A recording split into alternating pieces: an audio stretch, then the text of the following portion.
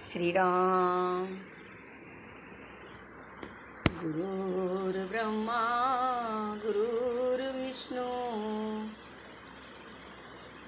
गुरुर्देवो महेश्वर गुरु साक्षात् परब्रह्म तस्मै श्री गुरुवे नमः।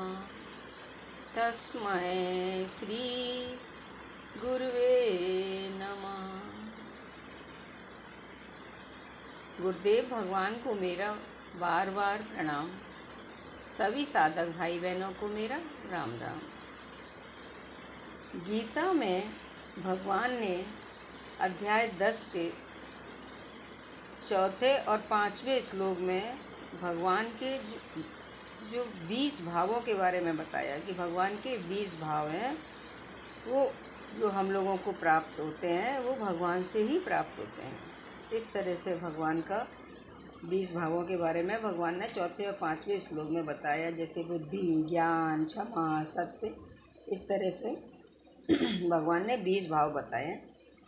और जो 10वें अध्याय में ही 6वें श्लोक में भगवान ने ब्रह्मांड की प्रजा का आनुवांशिक वर्णन किया है। भगवान 10वें अध्याय के 6वें श्लोक में श्लोक है महर्षया सप्त पूर्वे चत्वारो मनवस्तथा मद्भावा मानसा जाता येषां लोक इमा प्रजा। अर्थ है, महर्षियाँ यानी महर्षगण, सप्त 7 पूर्व काल में, चत्वारः 4 मनवः मनुगण, तथा भी मत भावा मुझसे उत्पन्न, मानसः मन से, जातः उत्पन्न, येषां जिनकी, लोके संसार में, इमा ये सब, प्रजा संताने जीव। भगवान बता रहे हैं 7 महर्षि और उनमें भी पहले होने वाले 4 सनकादि तथा 14 मनु, ये सब की सब मेरे मन से पैदा हुए हैं और मुझ में भाव, श्रद्धा, भक्ति रखने वाले हैं, जिनकी संसार में यह संपूर्ण प्रजा है। भगवान बता रहे हैं ब्रह्मा परमेश्वर की शक्ति से उत्पन्न आदि जीव हैं, जिन्हें हिरण्यगर्भ कहा जाता है। ब्रह्मा से 7 महर्षि तथा उनमें भी पूर्व 4 महर्षि, यानी 4 महर्षियों के नाम सनक, सनंदन, सनातन तथा संत कुमार हैं। ये सारे मनु से प्रकट हुए हैं। आगे भगवान बता रहे हैं ये 25 महान ऋषि ब्रह्मांड के समस्त जीवों के धर्म पथ प्रदर्शक कहलाते हैं। 25 असंख्य ब्रह्मांड है और प्रत्येक ब्रह्मांड में असंख्य लोक हैं। बता रहे असंख्य, बहुत बड़ा ब्रह्मांड है और उसमें भी असंख्य लोक हैं और प्रत्येक लोक में नाना योनियां निवास करती हैं, बहुत सारी। ये सभी इन्हीं 25 प्रजापतियों से उत्पन्न हैं। भगवान की कृपा से 1000 दिव्य वर्षों तक तपस्या करने के बाद ब्रह्मा को सृष्टि करने का ज्ञान प्राप्त हुआ। 1000 दिव्य वर्षों के बाद तब ब्रह्मा से ये चारों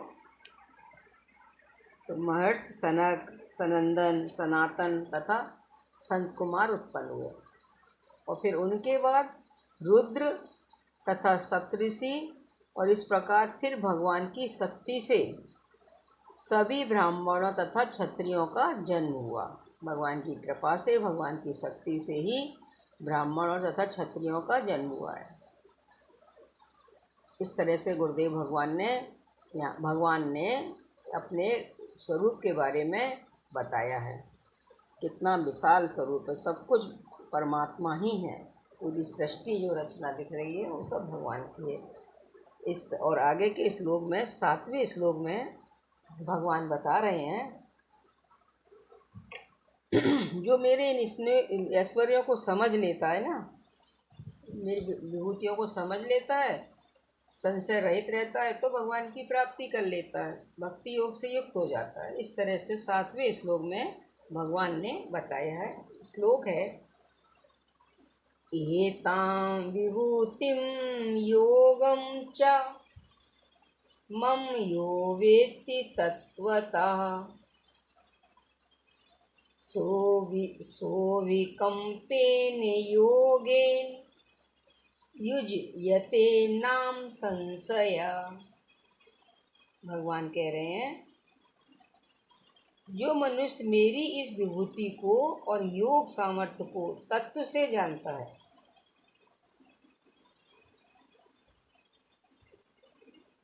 वेत्ति माने जानता और युजते माने लगा रहता है। अत्र माने यहाँ, संशय माने संदेह शंका, अर्थात दृढ़ता पूर्वक संदेह रहित स्वीकार कर लेता है, वह अविचल भक्ति योग से युक्त हो जाता है, इसमें कुछ भी संशय नहीं है, भगवान बता रहे हैं। और जब आध्यात्मिक प्राप्ति हमें करनी है, आध्यात्मिक उन्नति करनी है, उसके लिए भगवत ज्ञान जब हमें होगा तभी हम आध्यात्मिक उन्नति कर सकते हैं। भगवान के विषय में पूर्ण ज्ञान होगा तभी हम आध्यात्मिक में आगे बढ़ सकते हैं। जब तक हम भगवान के विभिन्न ऐश्वर्यों के प्रति दृढ़ता से विश्वास के साथ नहीं समझ सकते, तब तक हमें भक्ति नहीं प्राप्त हो सकती, भक्ति में लग भी नहीं सकते। ज़्यादातर ऐसा ही होता है कि हाँ भगवान तो हैं, लेकिन हम भगवान के ऐश्वर्यों के बारे में, भगवान के गुण के बारे में, भगवान के स्वरूप के बारे में नहीं समझते, तो समय समय पर विचलित हो जाते हैं।